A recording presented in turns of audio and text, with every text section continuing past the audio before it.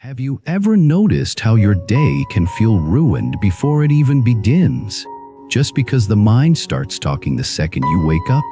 And have you ever wondered what would happen if you met the morning with awareness first, instead of meeting it with fear first?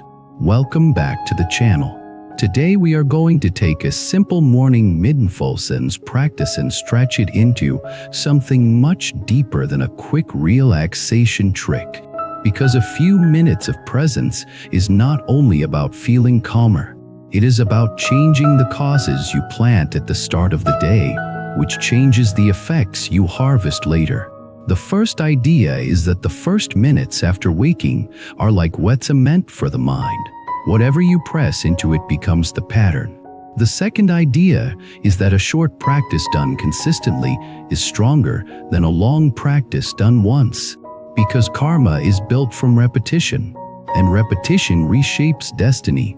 Let me tell you this, like a story that you can actually live. Because the morning is not a theory.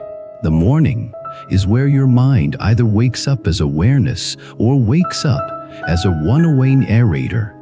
There was a person who believed they were not a morning person.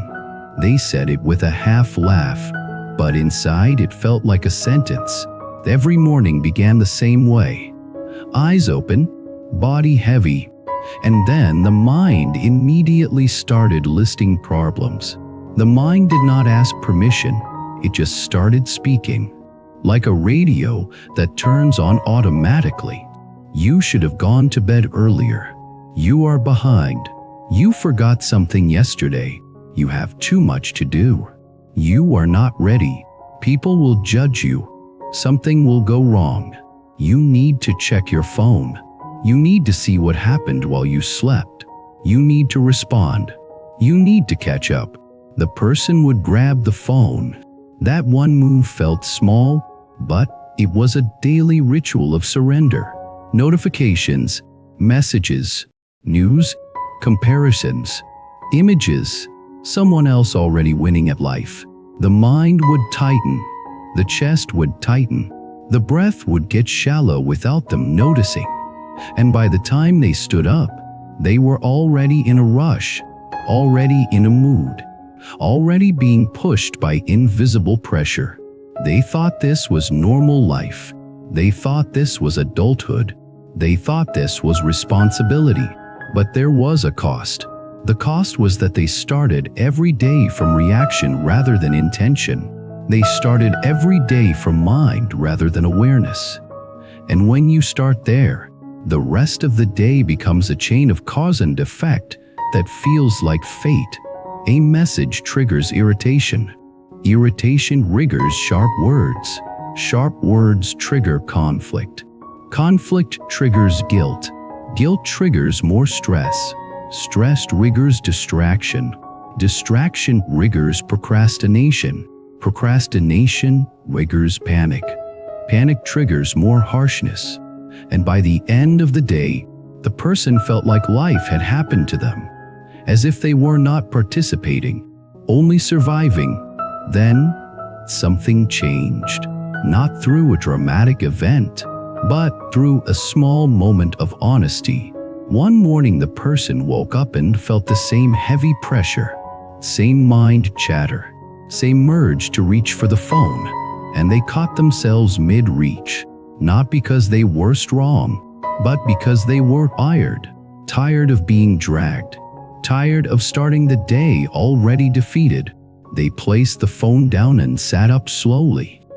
Just that one decision was a tiny act of freedom, a tiny act of karma in a new direction. They remembered something they once heard, a simple teaching that sounded almost too gentle to matter. If you do not choose your morning, your mind will choose it for you.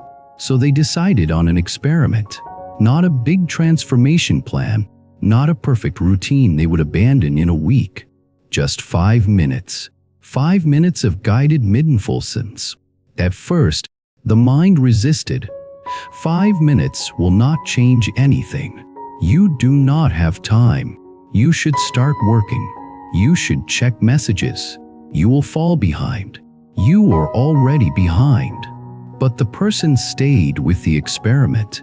They sat on the edge of the bed and let the body settle. They did not try to be special. They did not try to be spiritual. They just tried to be present.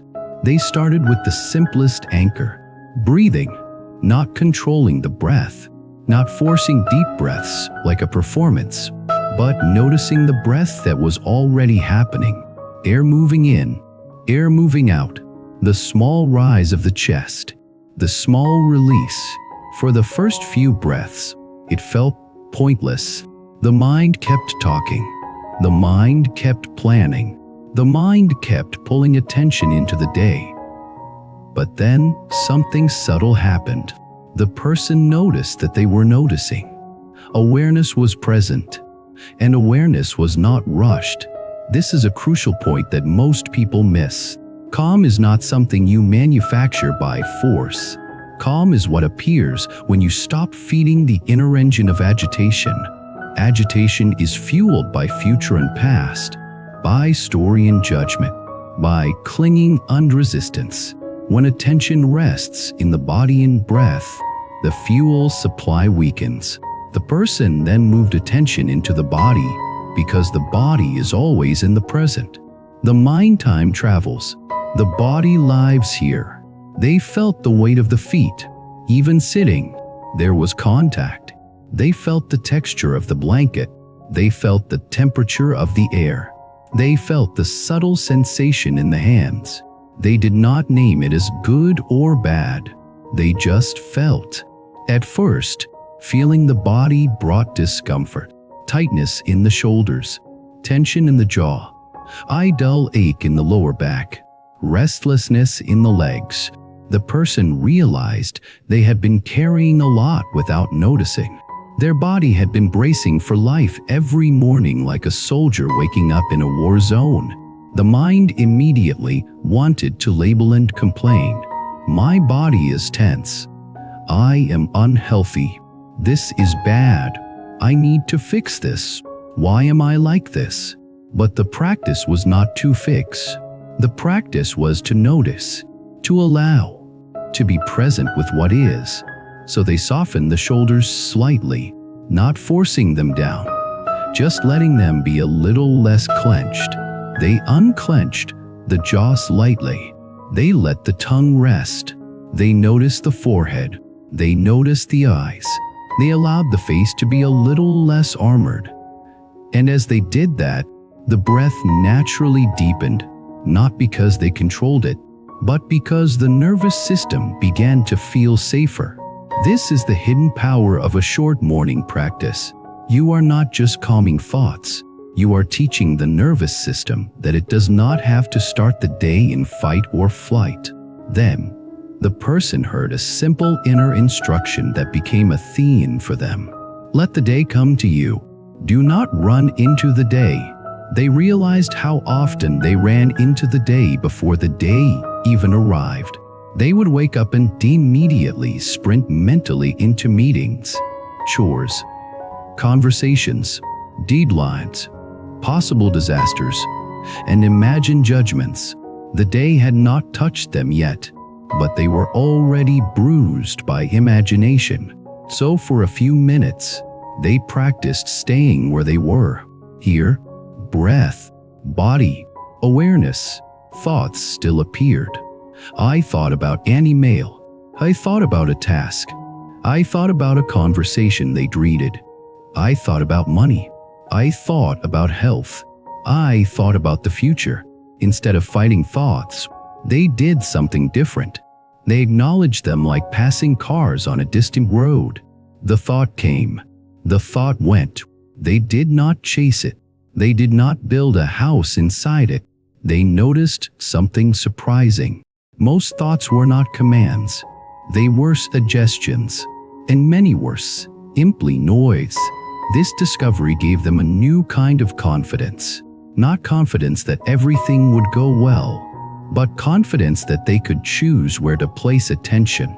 And attention is everything. Attention is your life force. Whatever you feed with attention grows. If you feed worry, worry grows. If you feed presence, presence grows. If you feed resentment, resentment grows. If you feed compassion, compassion grows. This is karma in daily form, not mystical, mechanical, repetitive. As the person continued doing 5 minutes each morning, they started seeing changes that were almost embarrassing in their simplicity. They were less likely to grab the phone instantly. That one change reduced stress dramatically, not because the phone is evil, but because the phone often delivers other people's urgency into your nervous system before you even meet your own breath. It is like letting strangers enter your home and shout before you have put on clothes. They were less likely to speak harshly early in the day. Their tones softened because they were not starting from inner pressure.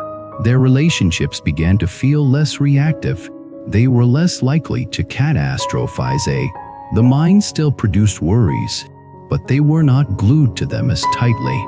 They were more likely to notice beauty, morning light, a quiet sound, the simple fact of being alive. These things were always there, but they were invisible when the mind was racing. They were more likely to act with intention. They began to choose one simple focus for the day, not as a rigid plan, but as an inner direction. Today I will practice patience. Today I will practice kind speech. Today I will practice doing one thing at a time. Today I will practice letting go of unnecessary battles. This is where the morning practice became more than relaxation. It became training in wisdom. Wisdom is not only big ideas. Wisdom is what you do at the moment of choice. And every morning you get a moment of choice before the world grabs you. Now, the person faced a challenge. Some mornings were messy. They woke up late. They had to rush. They had obligations. They felt anxious. The mind said, "Skip the practice. You do not have time." They almost believed it, but then they saw a deeper truth. The mornings when they felt they did not have time were the mornings they needed the practice most, not to escape responsibility, but to meet responsibility with a steadier mind. So they adjusted.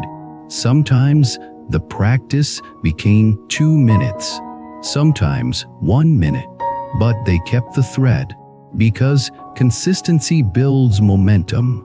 This is one of the most overlooked spiritual principles. Small, consistent actions create strong karma. Large, inconsistent actions create weak karma. The person began to see how their whole life was made of small actions repeated. Their health was made of small choices repeated. Their relationships were made of small words repeated. Their confidence was made of small promises kept or broken. Their peace was made of small moments of presence or absence. So the 5-minute morning practice became a foundation, a seed planted daily. Now let us go deeper. Why does this matter for awakening? Compassion and destiny, not just for feeling calm, because mornings reveal your unconscious patterns. The way you wake is often the most honest picture of your conditioning.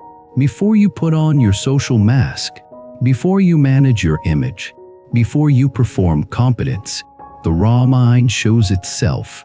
If the raw mind wakes up grasping, you can see grasping. If it wakes up resisting, you can see resistance. If it wakes up fearing, you can see fear. If it wakes up judging, you can see judgment. Seeing is the beginning of freedom. If you cannot see the pattern runs you. So the person began to use the morning as a mirror, not to judge themselves, but to understand. They noticed that on certain days, the mind was heavier. They noticed that heavy days often followed late nights of scrolling.